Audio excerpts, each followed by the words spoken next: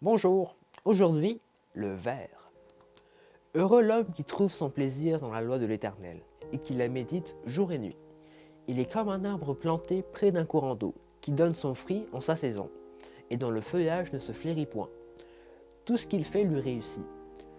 Psaume verset 1, au chapitre 1 du verset 2 à 3. La couleur verte est une combinaison des couleurs primaires jaune et bleu. Le vert symbolise l'espoir et la croissance. La faune et les paysages verdoyants d'un pays sont merveilleux à observer. Si tu habites en Guadeloupe, quel est le lieu que tu préfères visiter ou souhaiterais découvrir? Le parc national, la forêt domaniale de Longto, le Grand Étang ou encore le jardin d'eau? Les espaces sont tous très beaux. Cependant, quand la saison sèche commence, les belles savanes et les feuilles des arbres qui étaient autrefois vertes deviennent fanées, fragiles et marrons. Un arbre verdoyant produit de l'oxygène grâce à l'Amazonie, grâce à la photosynthèse. L'Amazonie est considérée comme le poumon de la planète, grâce à son grand nombre d'arbres.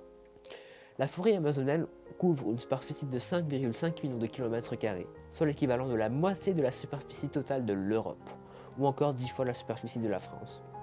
Elle est répartie sur 9 pays: le Brésil, la Bolivie, le Pérou, l'Équateur, la Colombie, le Venezuela, la Guyane, le Suriname et la Guyane française.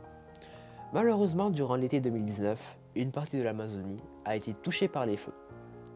À cause des flammes, des milliers d'arbres ont été brûlés.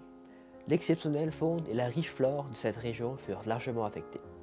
À cause de ce terrible incendie, des hommes et des femmes de différentes tribus étaient exposés, au risque de perdre leur vie. Nous pouvons être comparés aux arbres. Si tu es en bonne santé, tu seras un arbre aux feuilles belles, resplendissantes et vertes. Cher ami, sache que si tu désires être un bel arbre, verdoyant et produisant beaucoup d'oxygène, il faut méditer la parole de Dieu, jour et nuit. L'enfant, le jeune ou l'adulte qui entretient une relation avec Dieu en lisant sa parole, tout ce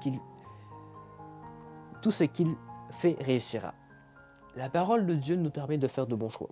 On ne peut pas manger uniquement le samedi ou le dimanche et espérer que le ventre soit rempli pendant toute la semaine.